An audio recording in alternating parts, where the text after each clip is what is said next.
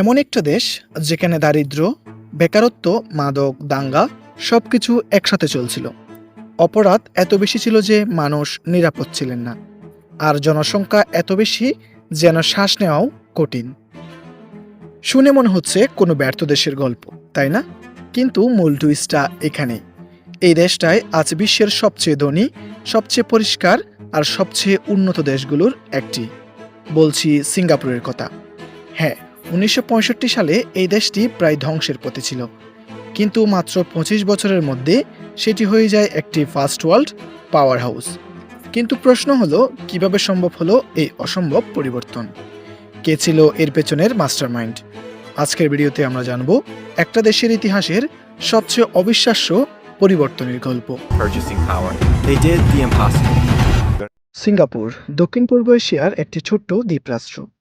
এর মোট আয়তন প্রায় ৭৩৫ বর্গ কিলোমিটার এবং জনসংখ্যা প্রায় ৫৯ লক্ষ। এত ছোট জায়গায় এত বিশাল মানুষের বসবাসের কারণে এটি বিশ্বের সবচেয়ে ঘনবসতিপূর্ণ দেশগুলোর একটি। এখানে জনসংখ্যার বড় অংশ বিভিন্ন জাতিগোষ্ঠীতে বিভক্ত। প্রায় ৭৫% মানুষ চীনা, ১৫% মালয় এবং ৮% ভারতীয়। বাদবাকিরা অন্যান্য সম্প্রদায়ের মানুষ। এই বৈচিত্র্য একদিকে শক্তি হলেও সঠিকভাবে পরিচালনা না করলে এটি বিভাজন এবং সংঘাতের কারণ হতে পারে।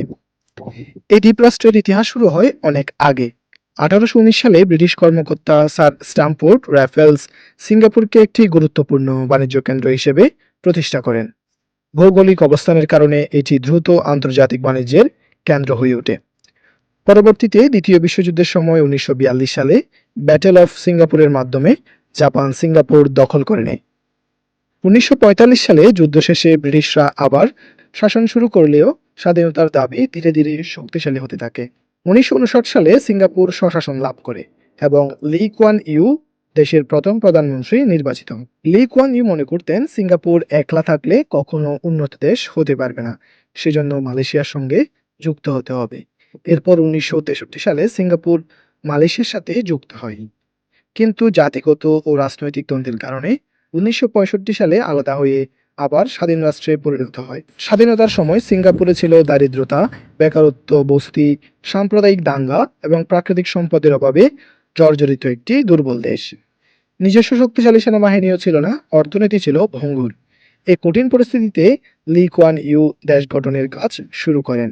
প্রথমে তিনি নিরাপত্তা ব্যবস্থা শক্তিশালী করেন এবং ন্যাশনাল সার্ভিস চালু করেন। পাশাপাশি আঞ্চলিক স্থিতিশীলতার জন্য ১৯৬৭ সালে আসিয়ান গঠনে গুরুত্বপূর্ণ ভূমিকা পালন করেন। লি কুয়ান ইউ মনে করেছিলেন দেশের উন্নয়নের মূল ভিত্তি হতে পারে শিক্ষা, তাই তিনি শিক্ষাকে সর্বোচ্চ গুরুত্ব দিয়েছিলেন। প্রাইমারি শিক্ষাকে বাধ্যতামূলক করেছিলেন, উন্নত অবকাঠামো এবং ভোকেশনাল ট্রেনিং এর মাধ্যমে দক্ষ জনশক্তি তৈরি করেন, যার ফলে অর্থনৈতিক উন্নয়নের ভিত্তি শক্ত হয়। সামাজিক সম্প্রীতি বজায় রাখতে এথনিক ইন্টিগ্রেশন পলিসি চালু করা হয়, যাতে বিভিন্ন জাতিগোষ্ঠীর মানুষ একই আবাসনে বসবাস করে এবং একে অপরকে বুঝতে পারে। এছাড়া প্রতি বছর ২১শে জুলাই রেশিয়াল হারমোনি ডে পালন করা হয়। এই দিনে শিক্ষার্থীরা বিভিন্ন ধর্ম ও জাতিগোষ্ঠীর ঐতিহ্যবাহী পোশাক পরে স্কুলে আসে, একে অপরের সংস্কৃতি সম্পর্কে জানে এবং ডিক্লারেশন অফ রিলিজিয়াস হারমোনি পাঠ করে। এর মাধ্যমে ছোটবেলা থেকেই সহনশীলতা, ঐক্য ও বৈচিত্র্যের প্রতি সম্মান শেখানো হয়, যা আমাদের বর্তমান বাংলাদেশে প্রায় অসম্ভব বললেই চলে। এরপর সিঙ্গাপুরের উন্নতির আরেকটি মূলনীতি ছিল পরিচ্ছন্নতা। পরিচ্ছন্নতার ক্ষেত্রে সিঙ্গাপুর কঠোর নীতি গ্রহণ করে। ক্লিন সিঙ্গাপুর ক্যাম্পেইনের মাধ্যমে জনসম্মুখে ময়লা ফেলা, থুতু দেওয়া বা ধূমপানের জন্য কঠোর জরিমানা আরোপ করা হয়। ১৯৯২ সালে সুইংগাম নিষিদ্ধ করা হয়। এসব পদক্ষেপ সিঙ্গাপুরকে বিশ্বের অন্যতম পরিচ্ছন্ন দেশে পরিণত করে। সিঙ্গাপুর ছিল একটি বস্তি ঘেরা দেশ, তাই বস্তি সমস্যা সমাধানে ব্যাপক পদক্ষেপ নেওয়া হয়। হাজার হাজার পরিবারকে আধুনিক পাবলিক হাউজিংয়ে স্থানান্তর করা হয়, যেখানে পানি, বিদ্যুৎ ও গ্যাসের সুবিধা নিশ্চিত করা হয়েছিল। ফলে আজ প্রায় ৮০% মানুষ সরকারি বাসায় বসবাস করে এবং গৃহহীনতা প্রায় নেই বললেই চলে।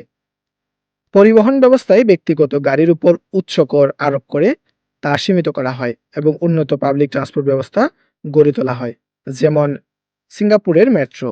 এতে শহরের জায়গায় সঠিক ব্যবহার নিশ্চিত হয়। স্বাস্থ্যসেবার ক্ষেত্রে মিনিস্ট্রি অফ হেলথ সিঙ্গাপুরের অধীনে মেডিসেভ, মেডিশিল্ড ও মেডিফান্ডের মতো আধুনিক ব্যবস্থা চালু করা হয়, যা সাধারণ মানুষের জন্য স্বাস্থ্যসেবা সহজলভ্য করে। সেজন্য বর্তমানে সিঙ্গাপুরের স্বাস্থ্য ব্যবস্থা অনেক উন্নত দেশগুলোর কাতারে।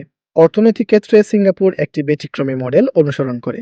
সরকার শুধু ট্যাক্সের উপর নির্ভর না করে বিনিয়োগের মাধ্যমে আয় করে।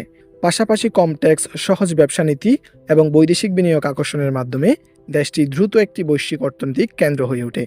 দুর্নীতি দমনে কঠোর নীতি গ্রহণ করা হয়, সরকারি কর্মকর্তা ও মন্ত্রীদের উচ্চ বেতন প্রদান করা হয় এবং দুর্নীতির বিরুদ্ধে কঠোর শাস্তির ব্যবস্থা রাখা হয়। এর ফলে সিঙ্গাপুর বিশ্বের অন্যতম কম দুর্নীতিগ্রস্ত দেশে পরিণত হয়। সিঙ্গাপুরের উন্নয়ন কোনো আকস্মিক ঘটনা নয়, এটি এসেছে সুশাসন, দীর্ঘমেয়াদী পরিকল্পনা, কঠোর আইন ও দক্ষ নেতৃত্বের মাধ্যমে। একটি ছোট ও সম্পদহীন দেশও যে বিশ্বের শীর্ষ উন্নত দেশে পরিণত হতে পারে, সিঙ্গাপুর তার উজ্জ্বল উদাহরণ। ভিডিও কেমন লাগলো অবশ্যই কমেন্টে জানাবেন। ভালো লাগলে লাইক করবেন, শেয়ার করবেন এবং চ্যানেলটি সাবস্ক্রাইব করবেন।